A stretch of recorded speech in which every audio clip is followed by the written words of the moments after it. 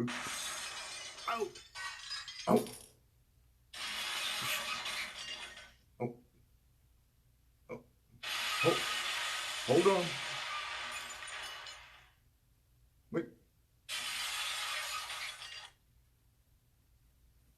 We may be delayed a bit today, but come on in.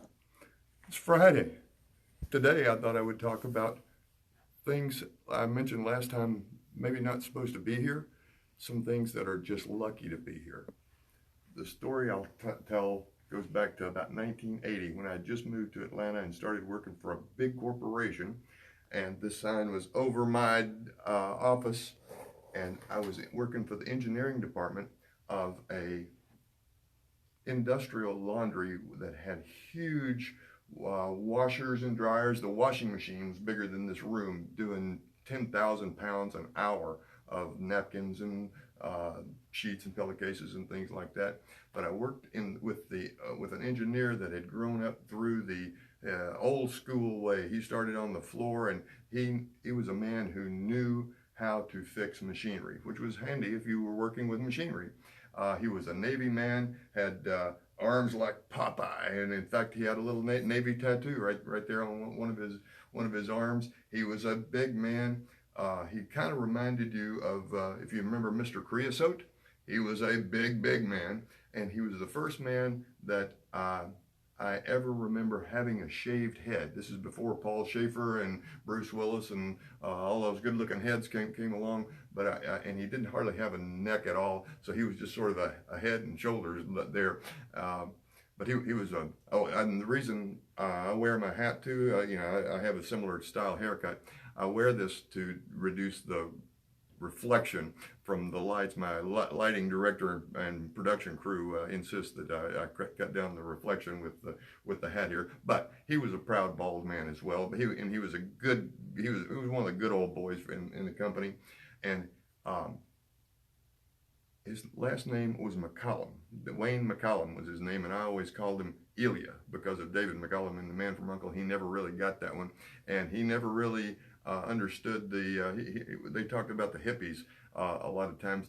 Our office was on the corner of 14th and Peachtree, which was right along the strip in Atlanta when the hippies in the 60s were there. I always got my dad to drive down when we were on vacation, drive down Peachtree so I could see the real hippies on 10th and Peachtree Street, 14th and Peachtree, where our office was. And Wayne would tell me stories about turning the sprinklers on the lawn out in front of the office building to get the hippies off the yard in front of the office building there. But one day, Wayne McCallum, Elia, came in and said, hey, Rick, my son does some house flipping, and we found some glasses, and I think one of these, in one of these guys, one of the Beagles, and he never got the Beatles exactly right. He always said the Beagles. He said, isn't this one of the Beagles? And I said, sure is, Wayne. And he handed me a little cardboard box that had 4 glasses of George Harrison, all of them exactly the same style glass and same color. And he said, well, if you'd like to have these, you can have them, because he was just cleaning out the house. And I said, I'll make sure those have a good home.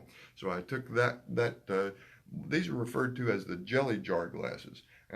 Because of the lip on the edge here, the lid of the jelly or peanut butter or whatever it might have been sold in went across there and sealed there. Really, George Jones immortalized the Flintstones jelly jar glass in one of his songs, King of the Road. If you were paying attention to my news feed today, I was using all the glass songs, because today we're going to be talking about the glasses, things that are very delicate and lucky to have survived for Beatle fans. This one goes right up here in the collection with the set of jelly jar glasses back here. And those were manufactured in the United States. You come down one tier and you can see the set of glasses that were manufactured in the UK. And if you look very closely, you can see that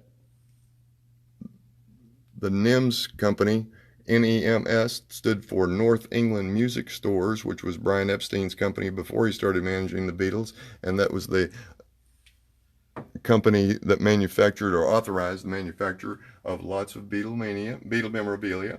Coming down one more tier, you can see the little cocktail glasses, or smaller drinking glasses, also manufactured in the UK.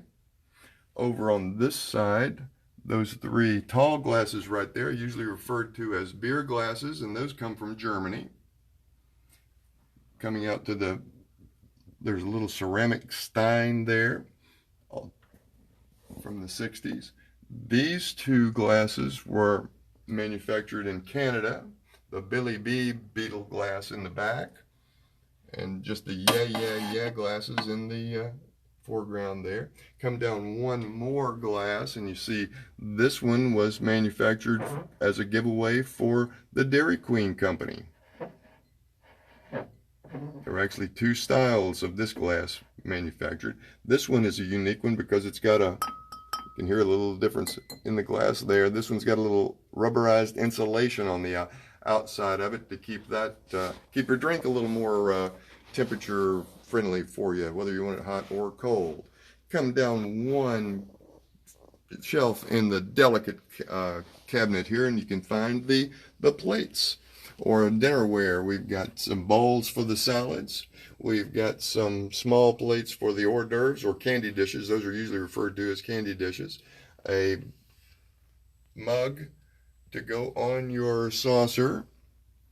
And there were two styles of saucers made. One's just referred to as the saucer. This one's referred to in a lot of cases as the biscuit plate because it's got a little extension there to give you a little more room for your cup to go on, and then your biscuits and cookies might land right on the face of the fabs on those.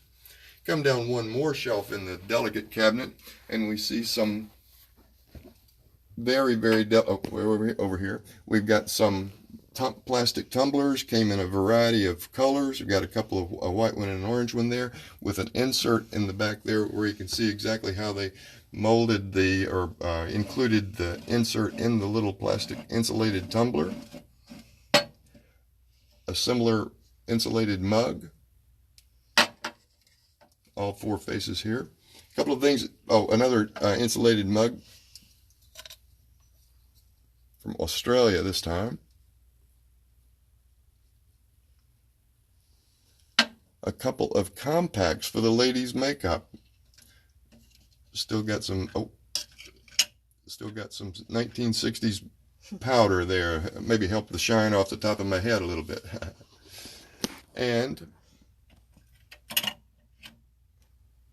a couple of Halloween Christmas decorations. One didn't survive with both legs, and neither one of these two survived with their guitars. But those, as you know, how delicate Christmas decorations are. Come down to the very, very bottom shelf, and you find a couple of pieces from Taiwan. A bamboo plate. 3 different sizes of these were manufactured. Small one for, I suppose, hors d'oeuvres and desserts. And 2 large ones. There's an 11-inch version of this that's not in the collection, and a big 12-inch version of that. And of course, you want to keep clean with some napkins or serviettes, paper napkins. And if you got to use these at your birthday party or for a dinner, those were unlikely to have survived very much intact. Come up to the top shelf for a final visit today to a couple of another delicate area. These are the models, as in model cars, to assemble, and the boxes that they came in. I had to restore my Paul model. I just got the pieces of that one, just the body. Paul was given to me. I had to kind of recreate the arms and boots from G.I. Joe toys that I kind of manufactured or modified a little bit there. So I call that the delicate case because these things, like I say, are very lucky to have survived in any condition. And the fact that these were basically kids' toys that got played with, or like a napkin got used one time and thrown into the landfill. I'm just glad that somebody had the foresight to put these away so we can still have them 60 years or so after they were manufactured and sold in the stores. So I hope you've enjoyed this visit. I really appreciate you folks visiting with me here and letting me retell these stories. And next Tuesday, I think I'm going to do another encounter story, not with one of the Fabs, but with a couple of people that are very, very close to the circle of friends, and one very, very close in the circle. You'll see what I mean on Tuesday. And I usually use this stand for some props and some displays for my some goodies, but today it's here basically as a reminder that talked to my production crew and lighting crew and my camera people about this, and we just wanted to use this here as a reminder to say that we stand with the peaceful protesters and hope for the future and hope for the best. What we need is strong leadership, and hope we get that very soon. Peace and love.